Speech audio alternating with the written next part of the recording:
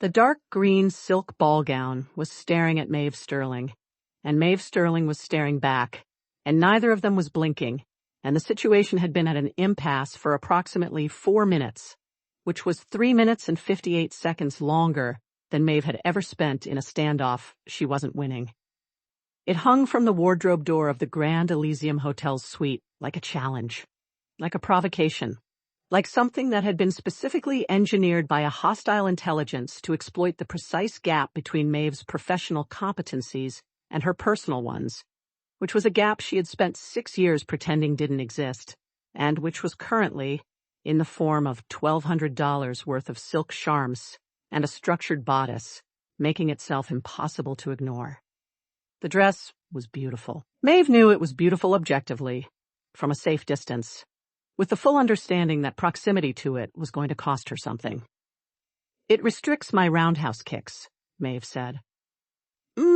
Said Sarah Collins Gray, who was applying red lipstick in the vanity mirror with the focused, practiced precision of a woman who understood that lipstick was not cosmetics but infrastructure, and who had not looked up from this task in the last 45 seconds.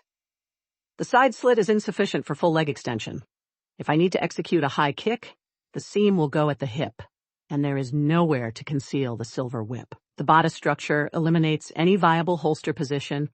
The skirt has no interior pockets, and the neckline," Maeve gestured at the neckline, which was elegant and tasteful and entirely useless from a tactical standpoint, "provides zero concealment for a blade of any meaningful length." Sarah capped her lipstick. She turned from the mirror. She looked at Maeve with the gray eyes that held more storm than sky, and the specific, warm, utterly immovable expression of a woman who had already decided how this conversation was going to end, and was simply waiting for the other party to arrive at the same conclusion. "Maeve," she said, "it's not a dress." Maeve looked at the dress. The dress looked back. "It's social camouflage armor," Sarah said, and her voice had the quality of someone delivering a tactical briefing, calm and precise, and structured around the assumption that the listener was going to comply, because the logic was sound. "The silk is your cover material. The color is your environmental blend, dark green, reads as authority and composure in a room full of people who are trying to establish dominance through their clothing choices. The structured bodice is your chest plate. The skirt is your mobility layer." She crossed the room, picked up the dress, and held it out. "And those heels," she nodded toward the pair of dark green stilettos on the floor, "are not shoes. They are armor-piercing melee cones, 4 inches of hardened heel, pointed tip, capable of delivering approximately 800 pounds per square inch of force if you stomp on an instep. Which you will not need to do tonight, but it is good to know." Maeve looked at the heels. She looked at Sarah. She looked at the dress. "The whip," she said. "Already handled." Sarah set the dress on the bed, reached into the garment bag that had been hanging beside it, and produced a leather holster so slim and precisely constructed that it looked like it had been designed by someone who understood both fashion and field operations, which was because it had been. Lucas had commissioned it from the same supernatural specialty supplier who had built Soot's fireproof habitat, and it had arrived that afternoon with a note that read, in Miles's handwriting, "Rated for silver barb cord up to 12 feet. Attaches to thigh. Accessible through the dress's high side slit. Mr. Gray says to tell you it's load-bearing." "The slit," Sarah continued, crouching to demonstrate the holster's attachment points, "goes from mid-thigh to the hem. Full leg extension. Your roundhouse is intact. Your whip is accessible in under 2 seconds from a standing position." She looked up at Maeve with the expression of a woman who had solved a problem and was now waiting for the acknowledgement that the problem had been solved. "You're welcome." Maeve looked at the holster. She looked at the dress. She looked at Sarah, who was now standing and smoothing the front of her own gown, a deep burgundy that made her auburn curls look like they'd been lit from inside, with the satisfied composure of a woman who had won an argument before the other person had finished making it. "Fine," Maeve said. "Wonderful." Sarah handed her the dress. "Also, the heels have a reinforced toe cap.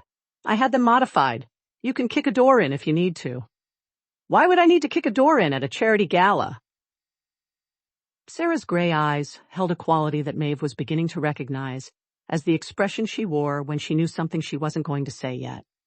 "You probably won't," she said, "but it's nice to have options." 3 floors below them, in the sub-basement of the Grand Elysium Hotel, a maintenance worker named Terrence was having the worst shift of his career. The Grand Elysium was the kind of hotel that had never, in its 112-year history, experienced a maintenance issue that could not be resolved with a phone call and a check. Its pipes were copper. Its HVAC system had been replaced 4 years ago with a unit so sophisticated it had its own diagnostic software and a quarterly service contract with a company that sent engineers in branded jackets. The boiler room was immaculate. The sub-basement was immaculate. Everything in the Grand Elysium was immaculate, because the Grand Elysium charged $400 a night for its standard rooms, and its guests expected immaculate, and the maintenance staff had been delivering immaculate for 112 years without incident. Terrence had been on the maintenance team for 11 of those years. He had seen things. Burst pipes. A rat infestation in 2019 that had required 3 weeks and a specialist. A flooding incident in the East Wing that had damaged 2 floors of carpeting and required a complete subfloor replacement. He had seen things, and he had handled them, and he had never once in 11 years felt the specific, cold, cellular alarm that was currently moving through his body as he stood in the sub-basement corridor and tried to identify the source of the smell. It was not a smell he had a category for. It was not sewage, though it had the sulfurous undertone of something that had come from underground. It was not gas, though it had the same quality of wrongness, the same instinctive physical response that made you want to move away from it before your brain had finished processing why. It was rotten eggs and spoiled sulfur, and something underneath both of those things, something older and wetter and more fundamental, like the smell of a place that had never seen light and had developed its own relationship with darkness over a very long time. The pipes were groaning, not the standard groan of thermal expansion, the familiar metallic complaint of a building settling into its evening temperature. This was different. This was the groan of something under pressure from the outside, the sound of infrastructure being tested by a force that the infrastructure had not been designed to accommodate. The main HVAC trunk line, a 12-inch diameter duct that ran from the sub-basement to the building's central air handling unit, was vibrating. Not the vibration of airflow. The vibration of something moving through it, something large, something that was compressing itself to fit, the way water compresses to fit a pipe, the way something semi-fluid and determined and following a scent that had been pulling it upward through the city's underground infrastructure for the past 3 hours would compress itself to fit because the scent was getting stronger and the source was close and nothing as inconvenient as a 12-inch duct was going to stop it from getting there. Terrence took a step backward, then another.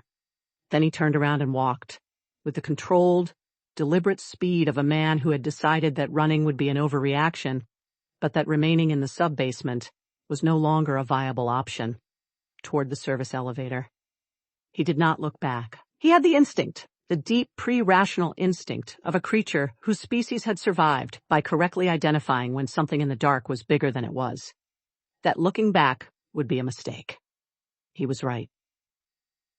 The Grand Elysium's ballroom occupied the entire 3rd floor, a space so deliberately, expensively beautiful, that it functioned less as a room and more as an argument for the existence of human civilization. Crystal chandeliers the size of small cars scattered light across a floor of white marble inlaid with gold. The walls were paneled in pale wood and mirror, doubling the room's apparent size and multiplying its light until the effect was less illumination and more immersion, as if the guests were not standing in a room, but inside a jewel. The tables were dressed in white linen and silver, each one centered with an arrangement of white flowers so precisely composed that they looked like they had been grown specifically for this evening and would never be appropriate for any other occasion. The Second Chances Animal Rescue annual fundraiser gala was, by any objective measure, the most successful event Sarah Collins Gray had ever organized, which was saying something for a woman who had once raised $40,000 for a shelter expansion by hosting a bake sale in a parking lot during a thunderstorm. The room held 240 guests, Every one of them wealthy, most of them influential, and all of them here. Because Sarah had spent 3 months personally calling, emailing, and in several cases, physically appearing in the offices of people who had initially declined their invitations. And because Sarah Collins Gray, in full operational mode, was a force of nature that most people found it easier to simply comply with than to resist. Lucas Gray stood near the entrance to the ballroom and looked like he had been assembled by a committee whose sole mandate was to produce the ideal version of a man in formal wear. The tuxedo was bespoke, black, cut with the mathematical precision of something that had been fitted to his exact measurements by a tailor who understood that the difference between a good suit and a perfect one was measured in millimeters. His silver eyes swept the room with the automatic continuous assessment of an alpha, cataloging his territory, noting exits, identifying power dynamics, calculating the social geometry of 240 wealthy humans arranged around tables and a dance floor, and a silent auction display that Puny was currently managing with the focused, low-clearance efficiency of a creature who had identified her operational objective and was executing it without deviation. Puny, 62 pounds of pink-dyed Corgi in a pink satin bow tie, had been in the ballroom for approximately 22 minutes, and in that time she had herded 7 separate clusters of wealthy donors from their cocktail positions near the bar to the silent auction tables along the east wall. She did not bark. She did not nip. She simply appeared at the periphery of a conversation, positioned herself at the precise angle that her herding instincts identified as optimal for directional pressure, and moved. The donors moved with her, because the alternative was stepping on a dog, and nobody at a $400 a plate charity gala wanted to be the person who stepped on a dog, especially not a pink one with a bow tie. By the time they realized they were standing in front of the silent auction tables, Peony had already moved on to the next cluster, and the auction paddles were in their hands, and the minimum bids were right there, and it seemed rude not to at least look. Lucas was not watching Peony. Lucas was watching Soot. The baby fire dragon was in his tuxedo vest, which Sarah had modified for the evening with a tiny white pocket square and a second bow tie that was, if Lucas was being honest with himself, objectively adorable in a way that he was not going to acknowledge out loud. Soot was seated on the table that had been designated as the shelter's display table, positioned between a framed photo of the shelter's animals and a donation card holder, and he was performing the role of Mr. Whiskers, the shelter's beloved mascot, a rare hairless breed with a unique skin condition, with the focused, deliberate stillness of a creature who had been briefed on the assignment and had decided to take it seriously. He was also, Lucas was acutely aware, a grapefruit-sized abyssal fire dragon in a room full of priceless curtains. The curtains were ivory silk. They were 12 feet tall. They had been custom-made for the Grand Elysium's ballroom and were, according to the hotel's event coordinator, irreplaceable. Lucas had confirmed this during the venue walkthrough because Lucas confirmed everything, and the confirmation had lodged in his nervous system like a splinter, small and specific and impossible to ignore. Soot's pre-sneeze posture was a barbed tail, elevated to approximately 45 degrees. Lucas had been monitoring the tail angle for the past 22 minutes. It had reached 32 degrees twice, both times when a guest had leaned in to examine the hairless cat too closely, and both times Lucas had materialized at the table with the speed of a man whose entire cardiovascular system was running on adrenaline, and the specific, targeted terror of someone who had watched a fire dragon incinerate a $400 cashmere, throw in under 3 seconds, and was not prepared to explain to the Grand Elysium's management why their irreplaceable ivory, silk curtains were now ash. "He's fine," Sarah said, appearing at his elbow with a glass of champagne and the expression of a woman who had been monitoring her husband's anxiety levels and had decided an intervention was warranted.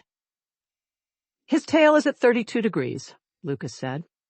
"His tail is always at 32 degrees. That's his resting angle. His resting angle is 22 degrees. I measured it." Sarah looked at him. "You measured his resting tail angle." "I measured it 3 times. Average 22.4 degrees. He is currently at 32. That is a 9.6 degree elevation from baseline, which in the past has preceded Lucas. Sarah put her hand on his arm. Her gray eyes were warm and direct and contained the specific, patient certainty of a woman who had been managing her husband's relationship with catastrophic thinking for over a year and had developed a technique. He is wearing a tuxedo. He is sitting very still. He is being an excellent mascot. He is not going to sneeze on the curtains. He sneezed on the curtains in the study last Tuesday. The study curtains were asking for it. These curtains are neutral. Soot respects neutrality. She pressed the champagne glass into his hand. Drink this. Go be charming. You're very good at being charming when you're not calculating tail angles. Lucas drank the champagne. He looked at Soot. Soot looked back at him with the molten copper eyes and the thin vertical pupils and the expression of a creature who was aware of the tail angle monitoring and was choosing, for reasons of his own, to maintain 32 degrees. The tail ticked up to 33. Lucas turned away before he could see 34. Fenris Blackfang was standing in the shadows near the east wall, and he looked like a man who had been placed in a ballroom by someone who had confused him with a different kind of creature entirely. The black suit was impeccable. Lucas had lent it to him, because Fenris's wardrobe ran to dark shirts and tactical practicality and did not include formal wear, and because the alternative was Fenris attending a charity gala in something that would have communicated to 240 wealthy donors that the shelter employed someone who had recently escaped from a very expensive prison. The suit fit him the way suits fit men who have the kind of body that makes tailors either very happy or very nervous, and it had been adjusted by Lucas's tailor that afternoon with the resigned efficiency of a professional who had been told the measurements and had not quite believed them until the man arrived. Fenris looked, objectively, extraordinary. He also looked like he was considering the structural integrity of every exit in the room, which was because he was. He was also, internally, composing a detailed and increasingly passionate argument for the superiority of his purple ergonomic chair over every other seating option currently available to him, which included a ballroom full of gilded chairs that had been designed for aesthetic impact rather than lumbar support, and which were, in his assessment, an act of architectural aggression against the human spine. The chair at the shelter's front desk had been selected by Sarah with the specific, focused attention she brought to all decisions that affected the physical comfort of creatures in her care. And it had a lumbar adjustment, a seat depth adjustment, a headrest and armrests that could be positioned at exactly the angle required to prevent the specific tension that 3 centuries of combat had built into his right shoulder. He had been sitting in it for 6 weeks. He had not, until this evening, understood how much he had come to rely on it. He reached for a strip of jerky from his jacket pocket. He had brought jerky. He had brought it because the alternative was spending 4 hours in a ballroom without it, and that was not a scenario he was prepared to accept. The jerky was in a small, flat packet that fit inside the breast pocket of the suit without creating a visible outline, because Fenris Blackfang had spent 3 centuries concealing things on his person, and a flat packet of artisan beef jerky was not a meaningful challenge. He bit off a strip. He chewed. He scanned the room. And then he stopped chewing. It was faint, barely there, layered under the aggressive olfactory landscape of 240 people wearing expensive perfume in an enclosed space, under the floral arrangements and the catered food and the specific warm metal smell of a room full of wealth. But it was there, a thread of something wrong, something that didn't belong in a ballroom, something that had come from below and was moving upward through the building's infrastructure with the patient, purposeful movement of a thing that was following a scent. Sewer. Dark magic. The specific, wet, sulfurous undertone of something that had been living in the underground for a very long time and had recently been given a reason to come up. Fenris set down his champagne glass. He looked at the air vents along the ballroom's upper walls, the decorative grills that covered the HVAC system's distribution points, and he felt the faint, rhythmic vibration in the floor beneath his feet. That was not the bass line of the string quartet, and was not the movement of 240 people, and was not anything that belonged in a building that had been standing for 112 years without incident. He moved away from the wall, silently, with the fluid, unhurried purpose of a creature who had been doing this for 3 centuries and had learned that the difference between a controlled situation and a catastrophic one was often the 30 seconds you spent moving before anyone else knew there was a reason to. He began working the perimeter. The waltz had been Sarah's idea, which meant it had been inevitable from the moment she'd thought of it, because Sarah Collins Gray's ideas had the same relationship to inevitability that gravity had to falling objects. Lucas had known, from the moment she'd mentioned it during the car ride to the hotel, that he was going to be on the dance floor before the evening was over, and he had spent the intervening hours making peace with this knowledge, the way he made peace with all things he couldn't control, which was to say imperfectly, and with considerable internal commentary from his wolf. The wolf, for its part, was entirely in favor of the waltz. The wolf had been in favor of dancing with Sarah since the first time it had watched her move across a room, which was the kind of information Lucas had filed under things I am not going to examine too closely, and left there. They moved onto the floor during the third piece of the evening, when the string quartet shifted into something slow and formal, and the other couples on the floor arranged themselves into the geometric patterns of people who had taken lessons. Lucas placed his hand on Sarah's waist, and she placed hers on his shoulder, and they moved together with the easy, practiced fluency of 2 people who had been learning each other's rhythms for over a year, and had arrived, without planning it, at a kind of physical shorthand that made dancing feel less like a performance and more like a conversation. Sarah was looking over his shoulder. Her gray eyes were doing the thing they did when she was tracking multiple things simultaneously, the wide, bright, slightly predatory focus of a woman who was always, on some level, running an operational assessment of her environment. Fenris is creeping along the east wall, she said, in the pleasant, conversational tone she used when she was saying something that would have alarmed anyone else. He's inspecting the air vents. He looks like he's about to declare war on the HVAC system. Lucas turned them smoothly, using the rotation of the waltz to bring the east wall into his sight line. Fenris was moving along the perimeter with the low, deliberate focus of a creature who had identified a threat and was gathering information before deciding how to respond. His mismatched eyes were aimed at the decorative grills above the wainscoting, and the quality of his attention was the quality that Lucas had learned, over 6 weeks of cohabitation, to take seriously. And Maeve, Sarah continued, is standing by the donation table like she's been bolted to the floor. She's been in that exact position for 20 minutes. I timed it.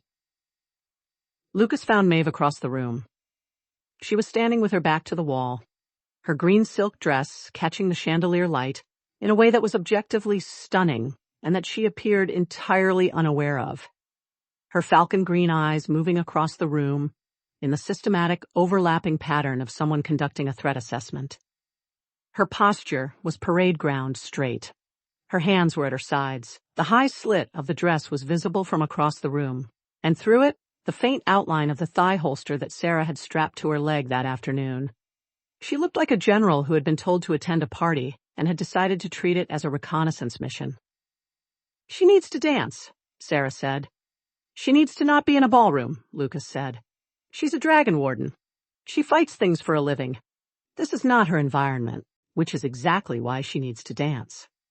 Sarah's gray eyes found Fenris, who had paused near the northeast corner and was examining a vent grill with the focused attention of a man who had found something worth examining. And Fenris needs to ask her. Lucas looked at his wife. Fenris is not going to ask anyone to dance. Fenris is currently investigating what I suspect is a genuine supernatural threat in the building's ventilation system, which is a conversation we should probably be having instead of... He can do both. Sarah caught Fenris's eye across the room. The distance was 30 feet, the room was full of people and noise and the movement of a waltz, and Sarah Collins Gray communicated across all of it with the precision of a woman who had been making herself understood in difficult conditions her entire life. Her lips moved. The message was brief. Fenris's ice blue eye narrowed. His amber eye narrowed. He looked at Maeve. He looked back at Sarah. His expression communicated, with the economy of a man who had spent 3 centuries saying very little, a comprehensive objection. Sarah's expression communicated, with equal economy, that the objection had been received and was not going to change the outcome. She mouthed 2 words. Lucas, who was watching her face, could read them clearly. beef jerky. Fenris's jaw tightened. He looked at the vent. He looked at Maeve. He looked at the vent again, with the expression of a man who was weighing two things against each other and finding the scales more evenly balanced than he wanted to admit. He straightened his jacket. He moved away from the wall. Maeve saw him coming. She saw him coming because Maeve Sterling saw everything coming. Because 6 years of Dragon Warden fieldwork had calibrated her threat detection systems to a sensitivity that made it essentially impossible for anything to approach her without her knowing about it. And because Fenris Blackfang, moving through a room, had a quality that was difficult to miss, even if you weren't specifically watching for it. He moved like something that had decided where it was going and had communicated this decision to the air around it, which had elected to get out of the way. He stopped in front of her. He was wearing the black suit and the expression he wore when he was doing something he had decided to do but had not decided to enjoy, which was the expression of a man who had been alive for 300 years and had developed a very precise relationship with the difference between choosing to do something and wanting to do it. He looked at her. She looked at him. The string quartet played something that was technically a waltz and was, in the context of this specific moment, doing a great deal of work. If you are standing there to establish a sniper vantage point, Fenris said, the field of vision is insufficient. He paused. His mismatched eyes held the flat, direct quality of a man delivering a tactical assessment, which was, Maeve was beginning to understand, the only register he had for most conversations. If not, we could secure a better tactical position on the dance floor. Maeve looked at the dance floor.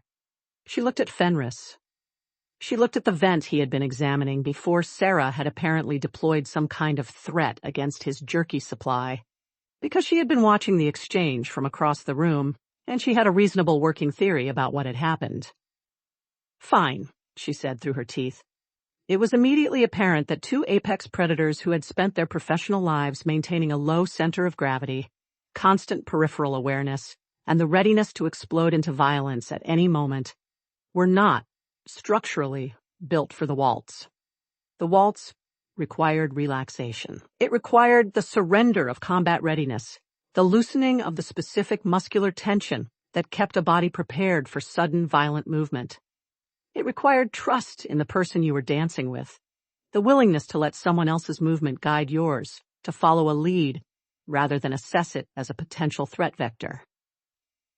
It required, in short, everything that both of them had spent years systematically eliminating from their physical and psychological repertoire. Fenris placed his hand on Maeve's waist with the careful, deliberate precision of a man handling something he was not certain about. His other hand took hers. His posture was correct.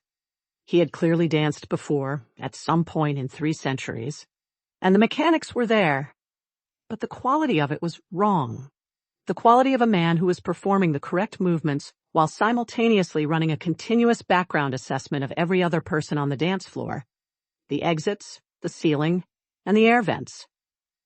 Maeve's posture was also correct and also wrong, in the same way and for the same reasons. She held herself at the precise distance that the waltz required, and no closer. Her spine straight, her shoulders back, her weight distributed across the balls of her feet in the low, centered stance that was her body's default setting. And that was, for the purposes of a waltz, approximately the opposite of what was needed. They moved. It was not graceful. It was the movement of two people who were technically executing the correct steps, while their bodies argued, at a cellular level, that the correct steps were wrong, and that the correct response to being in close proximity to another person in an unfamiliar environment was to maintain combat readiness and identify the nearest exit. Maeve stepped on his foot. Not a brush. A full, committed step. The heel of her armor-piercing melee cone landing on the top of his left foot with the force of a woman who had been told the heels could kick in a door and whose body had apparently decided to test this claim. Sorry, she said. Her voice had the clipped, precise quality of someone who was not accustomed to apologizing and was doing it anyway because the situation required it. My heels are compromising my footwork. Fenris looked down at his foot. He looked up. His expression was the expression of a man who had been stabbed, shot, bitten, clawed, and subjected to the full range of violence that 3 centuries of supernatural conflict could produce, and who had developed, through this experience, a very calibrated relationship with pain. "It is fine," he said. "My toe was broken 158 years ago anyway." Maeve stared at him. That's not a reassuring thing to say. It was not intended to be reassuring. It was intended to be accurate. They continued. The waltz turned them in a slow rotation that Fenris was executing with the mechanical correctness of a man following a procedure, and Maeve was following with the mechanical correctness of a woman who had memorized the procedure and was implementing it under protest. Every rotation brought them past the northeast corner, and every time they passed it, Fenris's ice-blue eye tracked the vent grill with the brief, involuntary attention of a creature who had identified a threat and was not yet done with it. Maeve noticed. She noticed because she noticed everything, and because the specific quality of his attention when it moved to the vent was different from the quality of his attention when it moved to the rest of the room. It was sharper, more focused, the attention of a predator who had found a scent and was tracking it. "What's in the vent?" she said. "Something that shouldn't be," he said. "How large?" "Large enough to be using the main trunk line. The vibration in the floor has been consistent for the past 40 minutes. It's moving upward." Maeve processed this. She looked at the vent. She looked at the room. She looked at the table where Soot was sitting in his tuxedo, being an excellent mascot, his molten copper eyes moving across the room with the slow, continuous assessment of a creature whose senses were calibrated for things that humans couldn't detect. "Soot can smell it," she said. "He's been tracking it for 20 minutes. Fenris confirmed. "His tail has been at 41 degrees since the second course." Maeve looked at Fenris. "You've been monitoring his tail angle, too." Fenris said nothing. His expression said nothing. The nothing that both of them said had the specific quality of 2 people who had independently arrived at the same methodology and were not going to discuss it. 41 degrees, Maeve said. "That's his pre-ignition posture." "Yes, which means whatever is in the vent is something Soot considers worth burning." Fenris turned them again, smooth and mechanical, and his ice-blue eye found the vent for the 3rd time in as many rotations. "The question is whether it reaches the ballroom before the gala ends or after. And if it's before, then we have a problem." He paused. "A larger problem than the one we already have." Maeve looked at the room. 240 wealthy donors. Ivory silk curtains. A baby fire dragon in a tuxedo vest who was currently sitting at 32 degrees of pre-sneeze and 41 degrees of pre-ignition, which were 2 separate threat vectors that she was now tracking simultaneously, and which were, she was realizing, potentially about to converge. "The exits," she said. 4. 2 primary, 2 service. The service exits are behind the kitchen, accessible through the east corridor. The primary exits are the main ballroom doors and the terrace. He turned them again. "The terrace is the cleanest evacuation route. Wide, direct access to the hotel gardens, no bottleneck. And the thing in the vent comes up through the northeast corner, away from the terrace." His hand tightened fractionally on her waist, not a gesture, she understood, but the automatic physical response of a creature recalculating distances and angles. "If we move the civilians toward the terrace before it breaches, we have a clean separation. We can't evacuate 240 people without causing a panic." "No," he agreed. "But Peony can." Maeve looked at the Corgi, who was currently herding a cluster of donors away from the bar and toward the silent auction tables, with the focused, low-clearance efficiency that had been moving people around this room all evening. She looked at Fenris. She looked at Peony again. "You want to use the herding dog," she said, "to herd the humans." "She's been doing it all evening," Fenris said. "They don't resist her. They don't know they're being moved. They simply find themselves somewhere else." He met her eyes. His mismatched gaze had the flat, direct quality of a man presenting a plan he had already decided was correct, and was now waiting for confirmation. "If she starts moving people toward the terrace doors in the next 10 minutes, the room will be 60% cleared before anything breaches." It was, Maeve thought, The most tactically sound use of a pink Corgi in a body that she had ever encountered. She was not going to say this out loud. "And Soot?" she said. Something moved in Fenris's expression. Not quite a smile. The ghost of one. The faint structural suggestion of warmth in a face that had been built for other things. "Soot," he said, "is the contingency." From across the room, Lucas caught Maeve's eye over Sarah's shoulder. His silver gaze held the precise, controlled calm of an alpha who had already assessed the situation and was waiting for the rest of his people to catch up. He gave a single, fractional nod. He'd known about the vent for 20 minutes. Of course he had. Syrah, who was facing the other direction and therefore could not have seen the exchange, said without turning her head, "Whatever is about to happen, it is not going to ruin my gala." Lucas looked at his wife.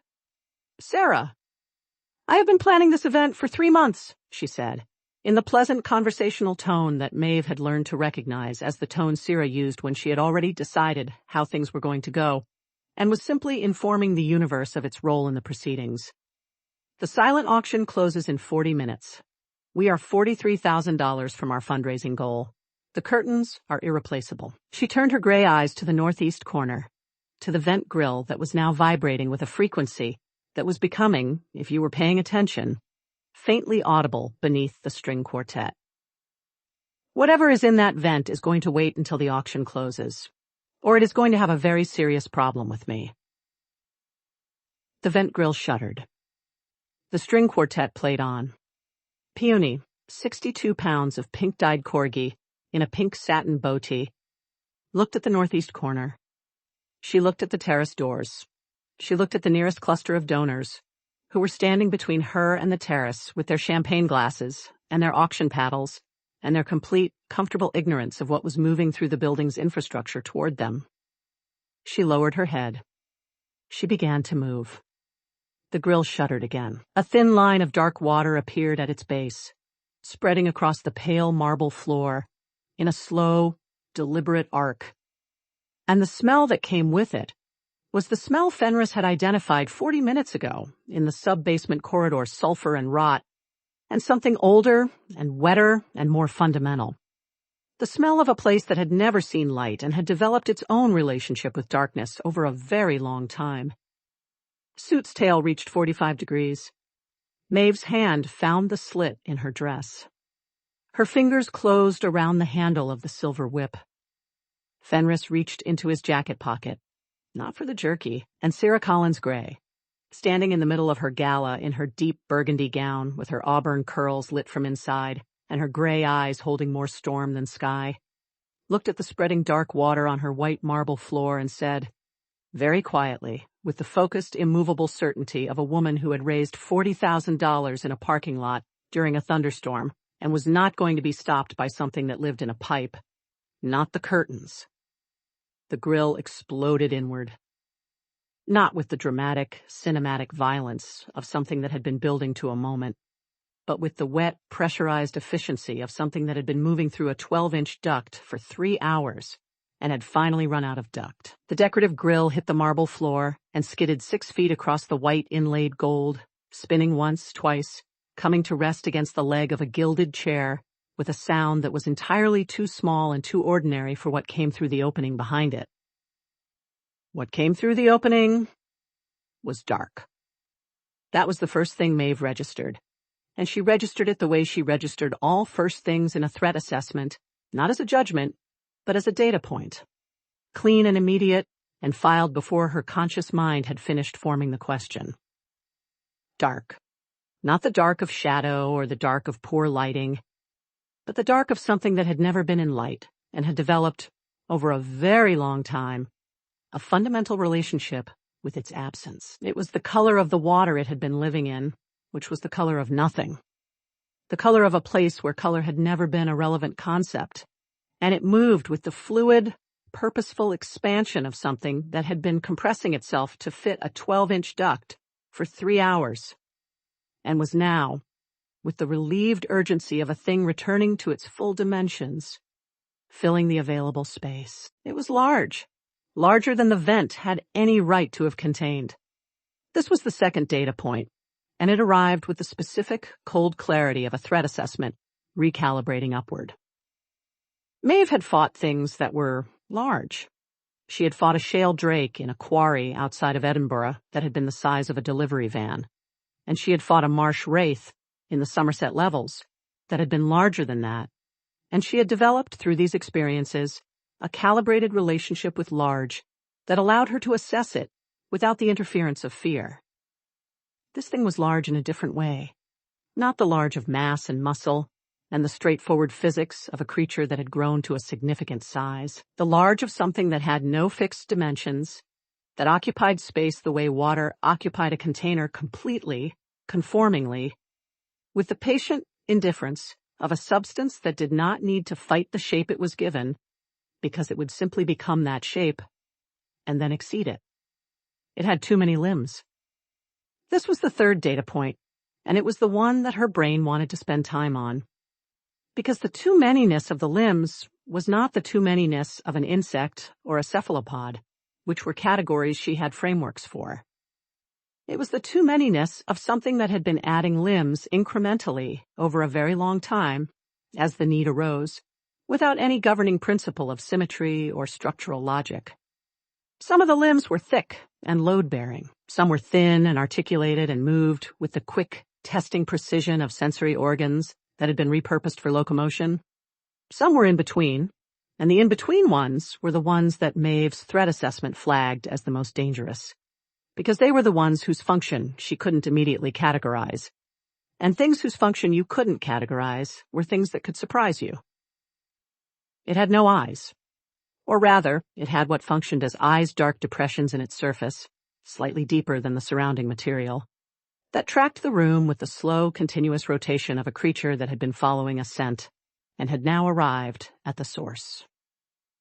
The depressions were not fixed. They moved across the creature's surface the way oil moves across water, migrating toward whatever the creature was currently attending to, and what the creature was currently attending to was the table in the center of the room where Soot sat in his tuxedo vest with his tail at 45 degrees and his molten copper eyes locked on the thing that had just come through his wall. The smell arrived a half-second after the creature itself, the way the smell of lightning arrives after the strike. It was the smell Fenris had identified 40 minutes ago in the sub-basement corridor, but concentrated now, amplified by proximity and by the creature's full presence in an enclosed space. Sulfur. Rot, the specific, wet, ancient undertone of something that had been living in the deep underground for long enough that it had absorbed the smell of the rock around it, the mineral cold of limestone and clay, and the dark water that moved through both.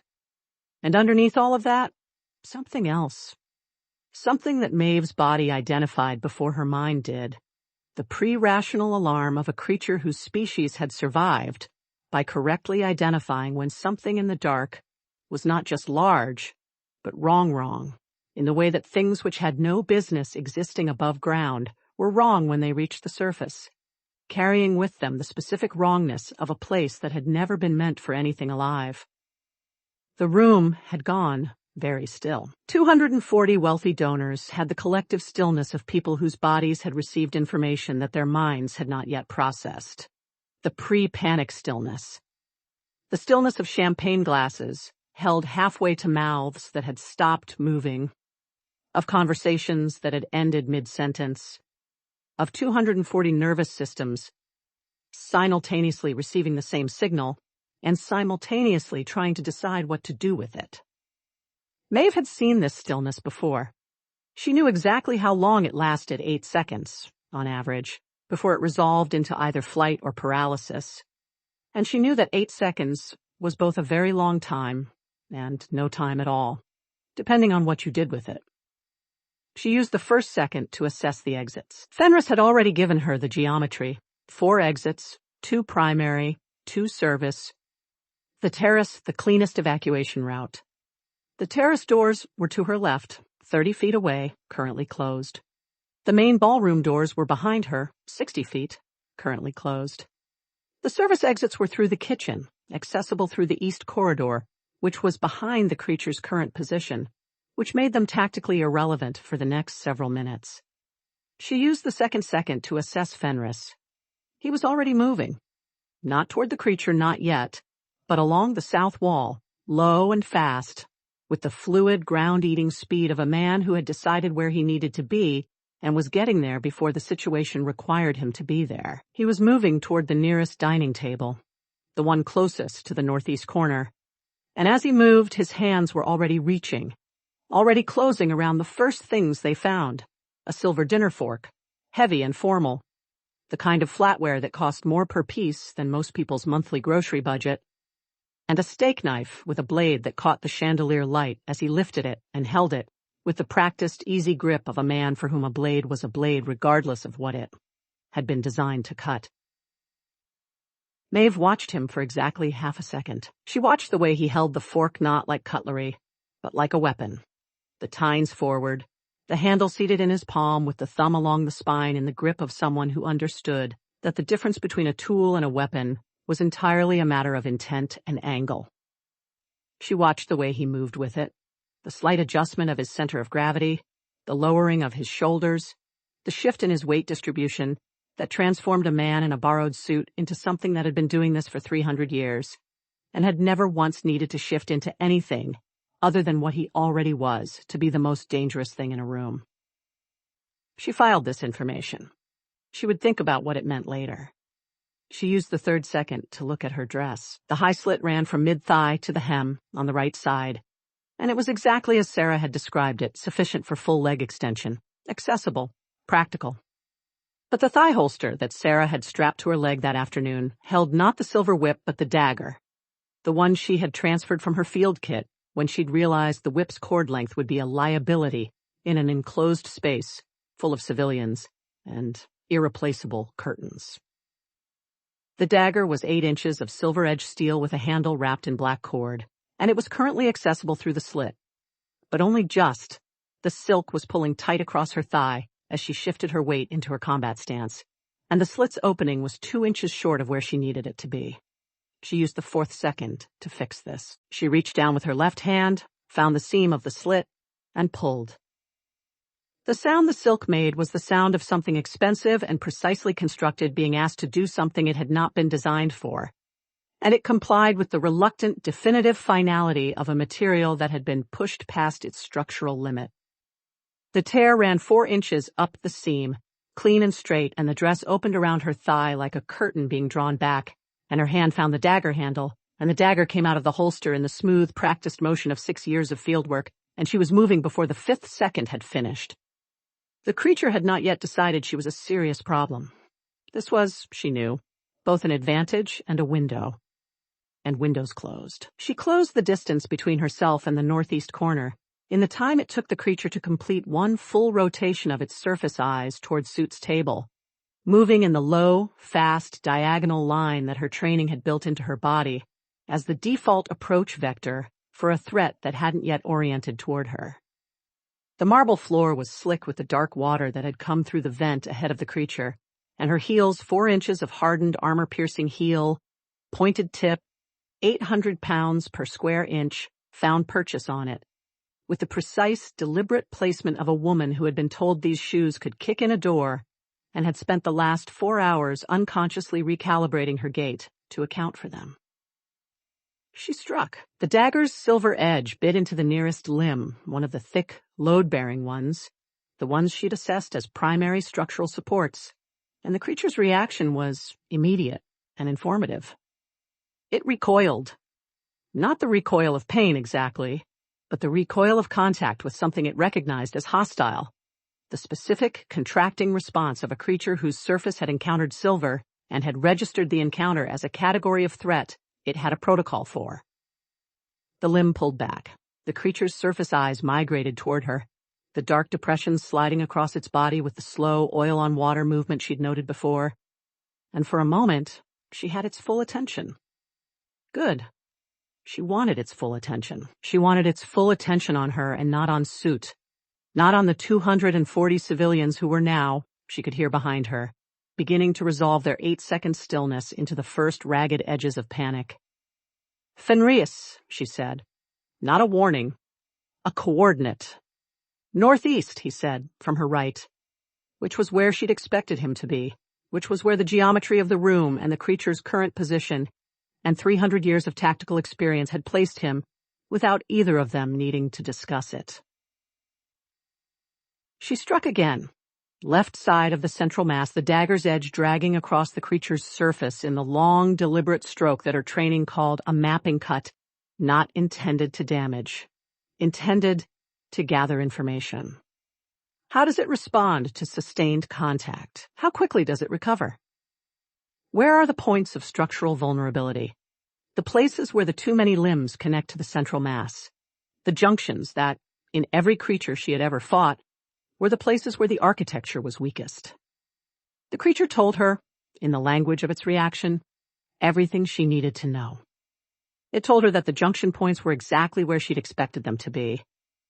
It told her that sustained silver contact produced a cumulative effect.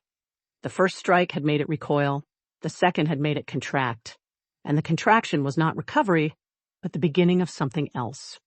A structural tightening that suggested the silver was doing something to the coherence of whatever held it together. It told her that it was faster than it looked, faster than something that large and fluid had any right to be, and that its primary offensive response was the thin, articulated limbs, the ones she'd flagged as sensory repurposed for locomotion, which were now extending toward her with the quick, testing precision of something that had decided she was a threat after all, and was calibrating its response. She stepped back. One step, controlled. Her weight shifting onto her back foot in the low, centered stance that was her body's default setting, and the extending limb passed through the space where she'd been with the close, displaced air proximity of a near miss. From her right, she heard the sound of silver flatware. It was not a dramatic sound. It was not the sound of a weapon being deployed in a cinematic, choreographed sequence. It was the sound of a dinner fork being driven into the junction between a creature's primary limb and its central mass with the precise, leveraged force of a man who had spent 3 centuries learning exactly how much pressure was required to find the structural weakness in anything, and who had identified, in the 4 seconds since he'd picked up the fork, exactly where this particular creature's structural weaknesses were. The creature made a sound.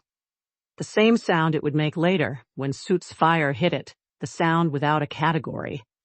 The sound of something that had come from a place where certain things were not supposed to exist, and had just encountered one of them. But smaller now, the sound of a first encounter with a specific kind of pain, the pain of silver at a junction point, the pain of structural coherence being challenged at exactly the place where it was most vulnerable. Fenris pulled the fork out. He drove it in again, 2 inches to the left of the first point, with the same precise, leveraged force. The steak knife was in his other hand, and he used it in the space between the fork strikes, the blade's edge working along the surface of the limb in the long, deliberate strokes that Maeve recognized with a start as the same mapping cut she'd been using on the other side. They were doing the same thing, without discussing it, without coordinating it. They were doing the same thing, because they had both arrived, independently, at the same tactical conclusion. And the conclusion was, find the structure, challenge the structure, give the silver time to work. Maeve felt something shift in her chest. Not warmth, exactly.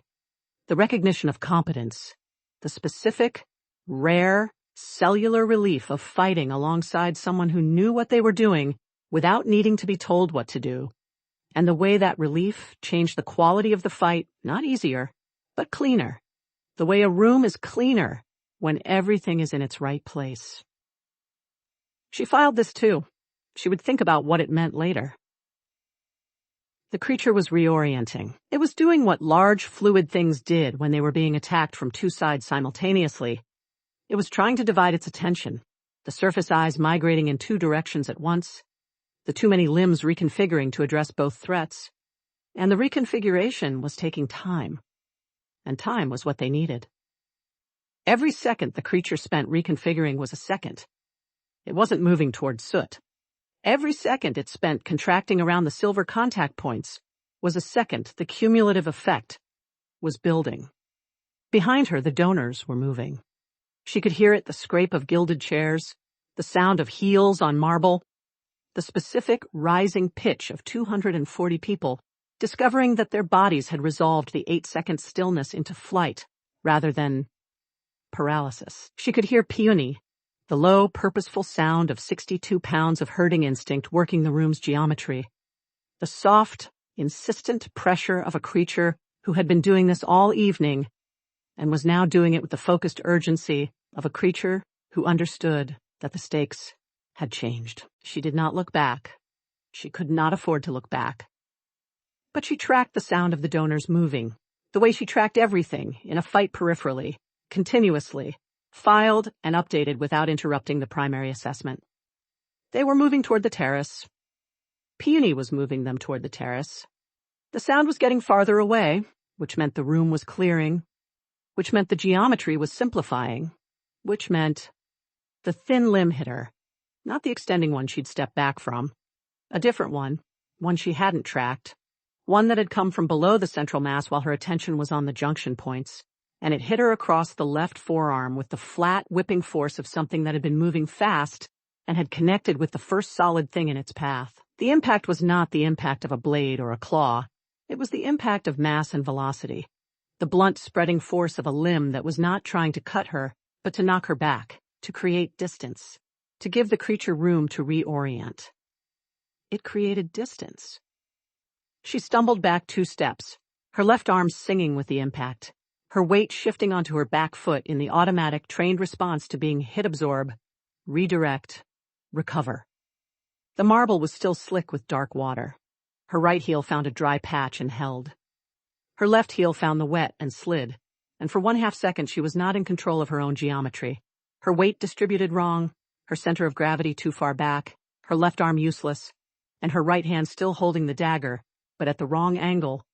Fenris's hand closed around her left arm, not catching her, steadying her. The grip was brief and precise and calibrated to exactly the amount of force required to correct her weight distribution without pulling her off her feet in the other direction. And it lasted exactly as long as it needed to last, which was less than a second. And then it was gone, and she was back in her stance, and he was back on the creature's right side with the fork and the knife, and neither of them said anything about it. She struck again, harder this time, the dagger's edge finding the junction point on the left side of the central mass, the one she'd been mapping toward for the past 30 seconds, and the creature's reaction was different from the previous reactions. Not recoil, not contraction, something deeper, something that moved through the whole of it rather than just the surface. A shudder that started at the junction point and propagated outward through the too many limbs like a wave moving through water. And the wave reached the thin articulated limbs, and they went still. And the stillness was not the stillness of a creature that had stopped moving, but the stillness of a creature that had lost the signal. Left junction, she said. Right junction, Fenris said from the other side, and she heard the fork go in again, deeper this time, and the shudder came again, and this time it didn't stop. Soot sneezed. It was not a small sneeze. It was the sneeze of a grapefruit-sized abyssal fire dragon who had been holding his pre-ignition posture at 45 degrees for the past 6 minutes while his threat assessment completed, and who had now completed it, and whose body had resolved the accumulated tension of that assessment in the only direction available to it. The fireball was approximately the size of a cantaloupe. It traveled in a flat, direct arc from Soot's position at the display table to the creature's central mass, and it hit at the precise moment that both junction points were compromised, Maeve's dagger in the left, Fenris's fork in the right, and the combination of silver at the structural weak points and abyssal fire at the center was not a combination the creature had a protocol for. It came apart.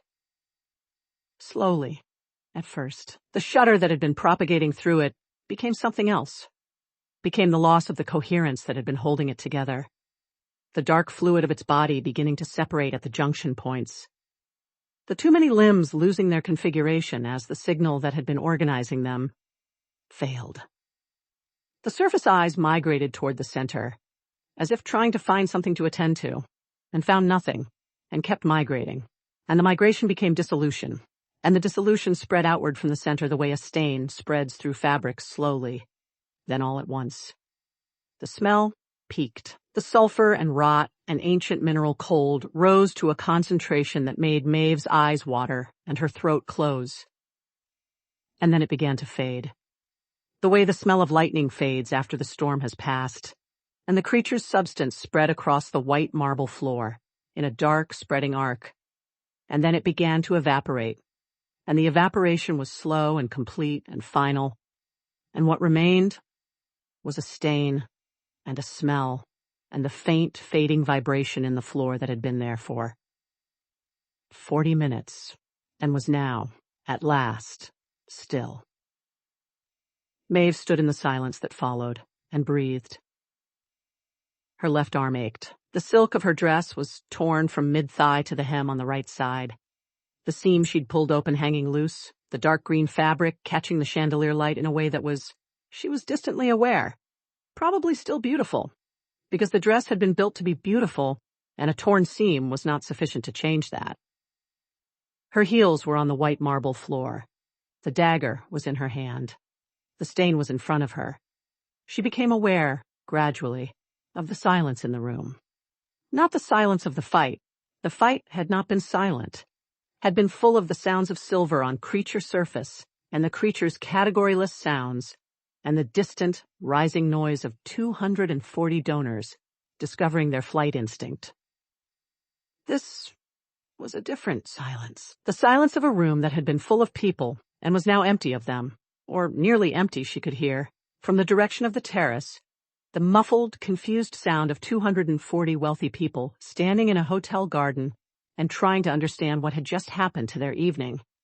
She looked at Fenris.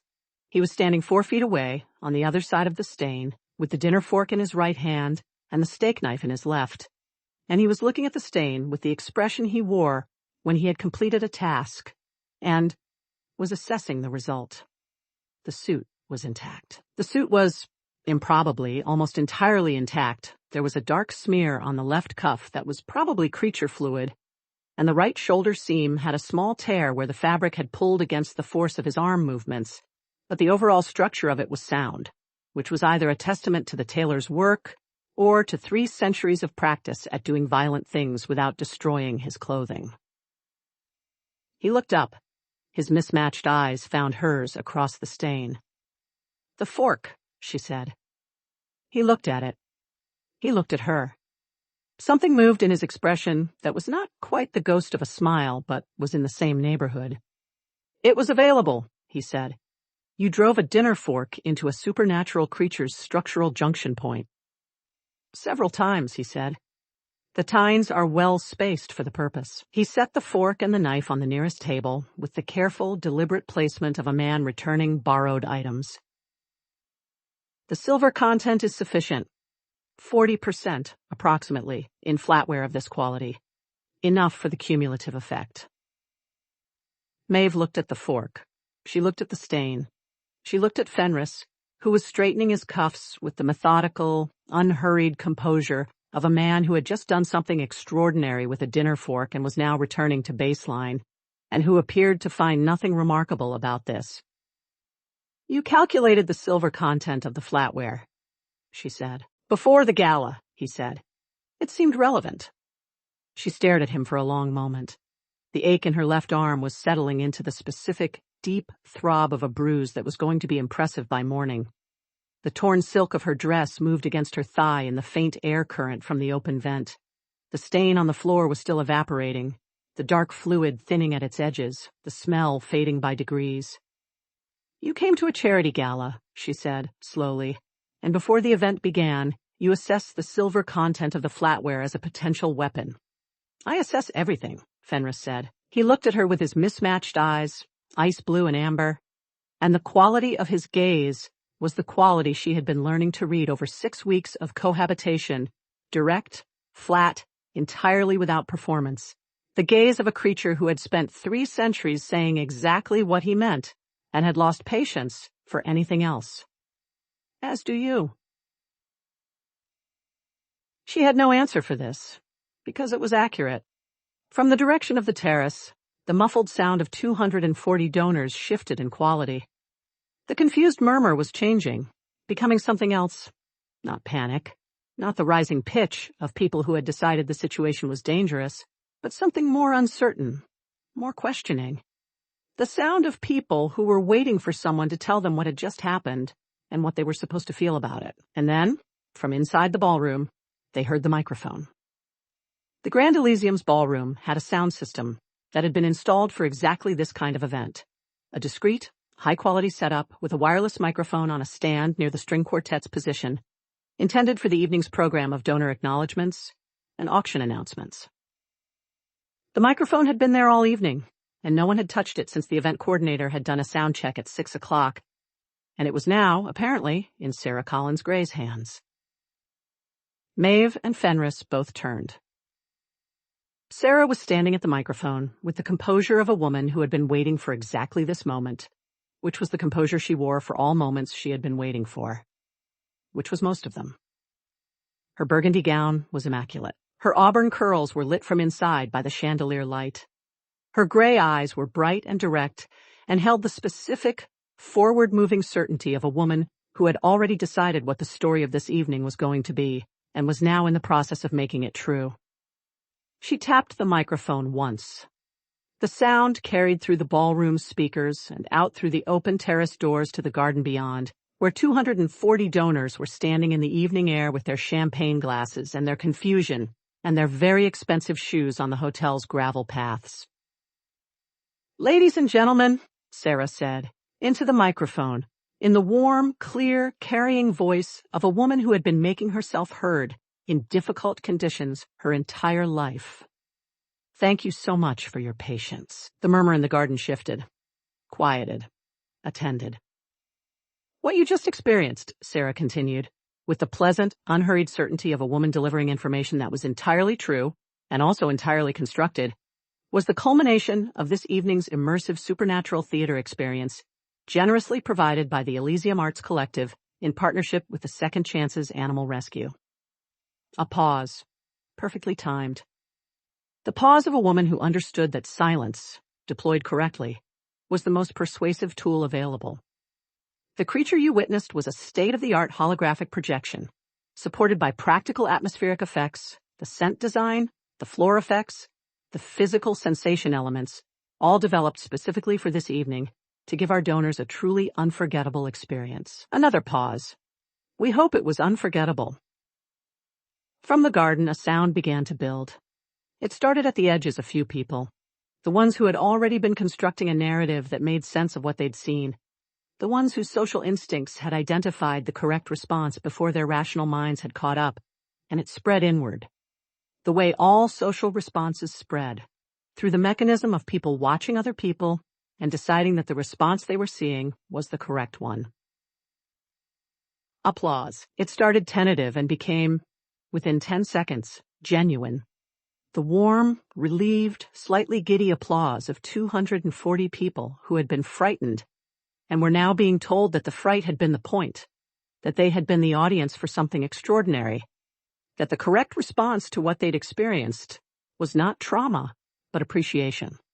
The applause had the specific quality of applause from people who were also laughing, the laughter of relief and retrospective delight, the laughter of people who were already composing the story they were going to tell about this evening.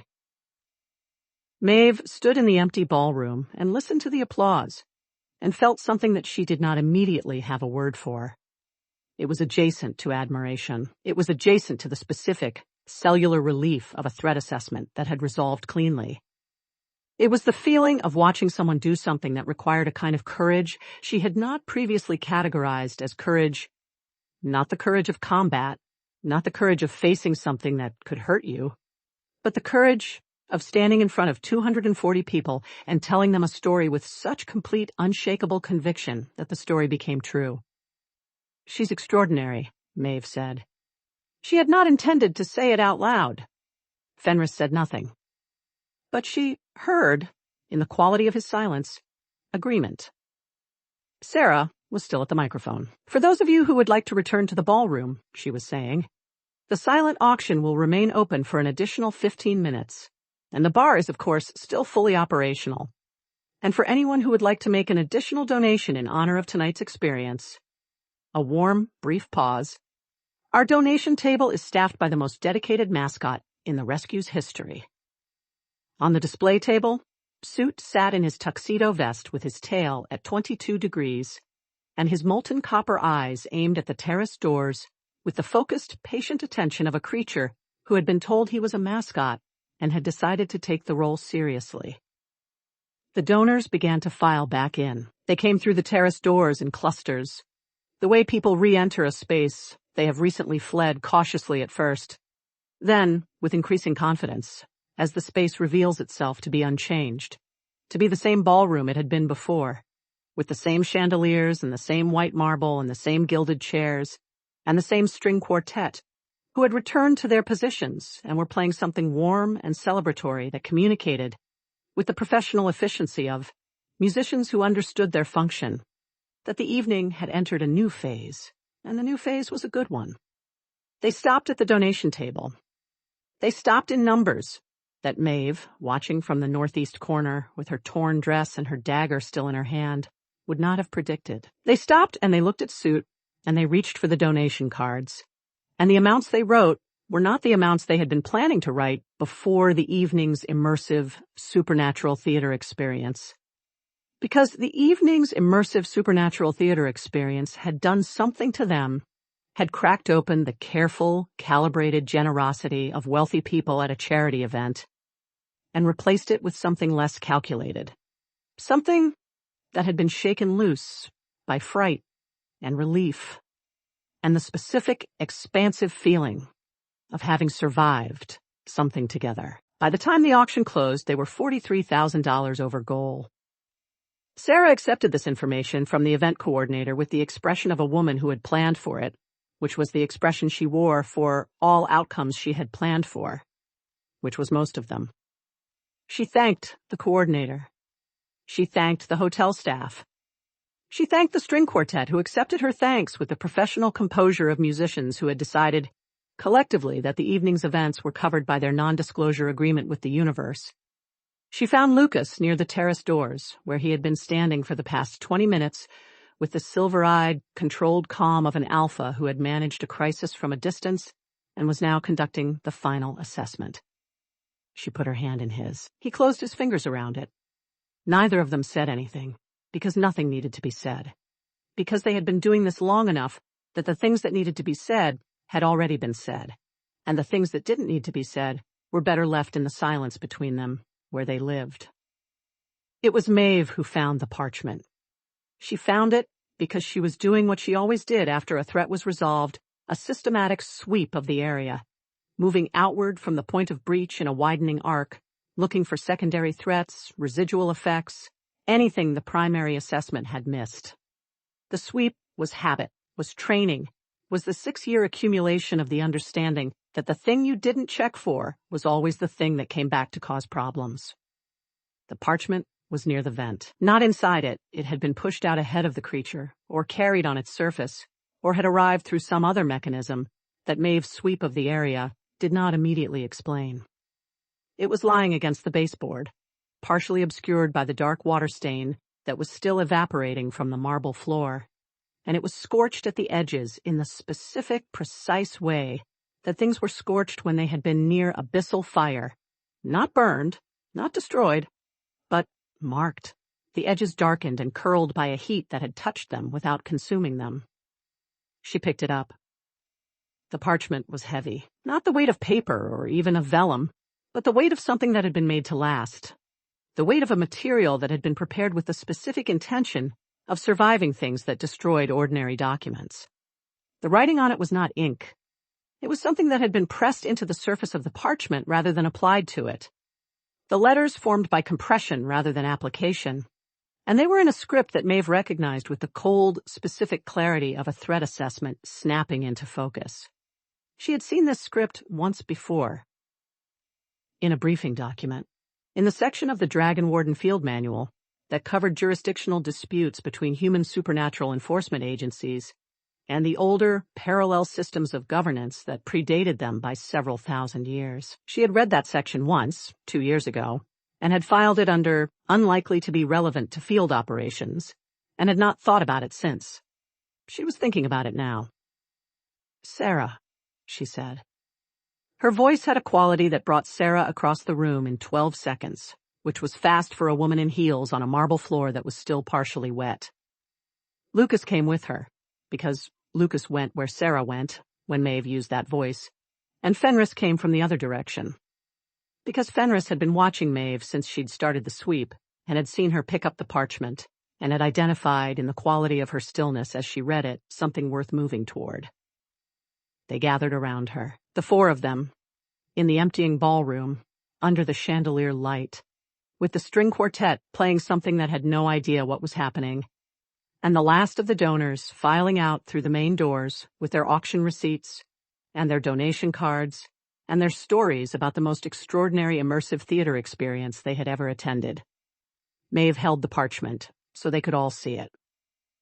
The script ran in 3 columns, dense and formal, the compressed letters arranged with the precise, hierarchical structure of an official document, the kind of document that had been produced by a system of governance that had been producing official documents since before the concept of official documents had existed in human civilization.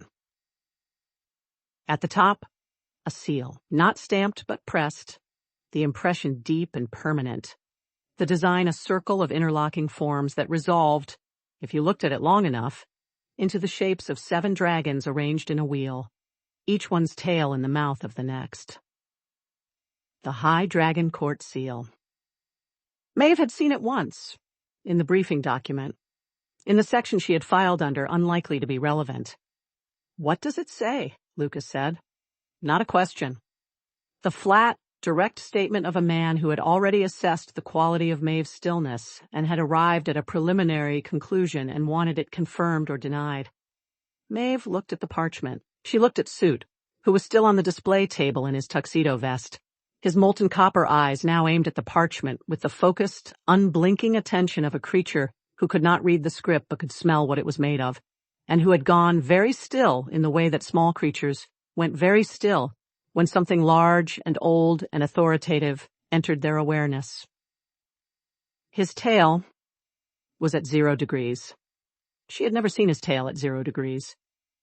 It's a custody summons, she said. The words landed in the silence of the ballroom the way stones landed in still water, with the immediate spreading consequence of something that had broken a surface that had been intact a moment before. From the High Dragon Court, she continued, because the rest of it needed to be said, needed to be in the air between them, rather than only in her head where it had the quality of something she might have misread. Formal jurisdiction claim, issued under the 7th covenant of draconic sovereignty, which predates every human supernatural enforcement treaty currently in operation by approximately 4,000 years. She looked up from the parchment. She looked at Soot. She looked at Sarah. They want him back. The silence that followed was the silence of 4 people processing information that had arrived without warning and without the courtesy of a transition period. It was the silence of a threat assessment that had just been handed a new variable, a variable that changed the entire geometry of the situation, that made the creature in the vent, the creature they had just fought, the creature that was now a stain on the floor, look like what it had been. Not the threat, but the delivery mechanism. The envelope, the thing that had been sent ahead to carry the message. Sarah's gray eyes were on Soot. They held the specific, forward-moving quality of a woman who was already thinking 3 steps past the information she had just received, already constructing the response, already identifying the leverage points and the angles of approach, and the precise combination of will and strategy and absolute refusal to accept an outcome she had not chosen that had gotten her through every difficult thing she had ever faced. No, she said. It was a single word. It was the word she used when she had made a decision, and the decision was final, and the universe was being informed of its role in the proceedings. Lucas looked at his wife. Something moved in his silver eyes, not surprise, because Lucas Gray was not surprised by Sarah's capacity for absolute, immovable certainty, but the specific, warm, steady recognition of a man who had chosen this woman and was, in moments like this one, reminded with complete clarity of why. Fenris looked at the parchment. He looked at Soot. He looked at Maeve.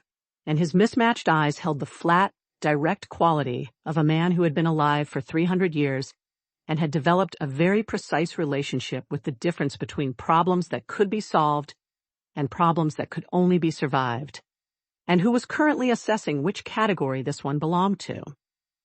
Maeve looked at the seal, the 7 dragons in a wheel, each one's tail in the mouth of the next. She looked at Soot, who was looking back at her with his molten copper eyes and his tail at 0 degrees, and the expression of a creature who understood, on some level that preceded language, that something had changed. She folded the parchment. She held it. The scorched edges were rough against her fingers, the compressed script pressing into her palm through the heavy material, the weight of it more than its physical weight, the weight of something that had been coming for a long time and had now arrived. "Then we need a lawyer," she said. "A very specific kind of lawyer." "I know one," Lucas said. Of course he did. Outside, the last of the donors were climbing into their cars, already on their phones, already telling the story of the evening to people who had not been there, already shaping it into the form it would take when it was retold, the extraordinary gala, the immersive theater experience, the pink-herding Corgi, the remarkable mascot in the tuxedo vest. The story was already becoming what Sarah had decided it would be, which was the story of a successful fundraiser and not the story of anything else. And it would remain that story, because Sarah Collins Gray had decided it would. And Sarah Collins Gray's decisions had the same relationship to outcomes that gravity had to falling objects. In the ballroom, the string quartet packed their instruments. The hotel staff began the quiet, efficient work of clearing the tables. The white linen folded, the silver flatware collected all of it, Maeve noted. All of it returned to its proper place. The dinner forks and the steak knives indistinguishable from the ones that had not been used as weapons, because Fenris had returned them to the table with the careful, deliberate placement of a man returning borrowed items, and because the hotel staff had no framework for the alternative. Peony sat at Sarah's feet and looked at the room with the satisfied, low-clearance composure of a creature who had completed her operational objective and was now available for the next assignment. Soot sat on the display table and looked at the parchment in Maeve's hand. His tail remained at 0 degrees. Maeve looked back at him. She looked at the seal. She looked at the scorched edges of the document that had traveled through the city's underground infrastructure, inside a creature that had been following a heat signature for 3 hours. And she thought about the High Dragon Court, and the 7th covenant of draconic sovereignty, and the 4,000 years of jurisdictional precedent that the parchment represented, and the single, flat, immovable word that Sarah had said in response to all of it. She thought about the dress, the torn seam, the dagger still in her hand, which she had not yet put away, because she had not yet decided that the situation was resolved. She decided, now, that it was not. She put the dagger back in the holster. She smoothed the torn silk of her dress over her thigh, a gesture that accomplished nothing structurally, but that her hands needed to make. She looked at Fenris, who was looking at her with his mismatched eyes, and the expression of a man who had been waiting for her to arrive at a conclusion and had already arrived there himself. "The lawyer," she said. "Tonight," Lucas confirmed. "And until then?" Lucas looked at Soot. Soot looked at Lucas. The Alpha and the Fire Dragon regarded each other across the display table with the mutual steady assessment of 2 creatures who had been sharing a household for 6 weeks and had arrived without planning it at a kind of understanding. "Until then," Lucas said, "he stays where he is." Soot's tail rose. 1 degree. 2. Settling. Finally, at 22.4 his resting angle, his baseline, the angle that meant he was where he was supposed to be and knew it. The chandelier light caught the pocket square. The bow tie was still intact. Outside, the city moved through its evening, indifferent and continuous, the underground infrastructure quiet now, the vibration in the floor finally completely still.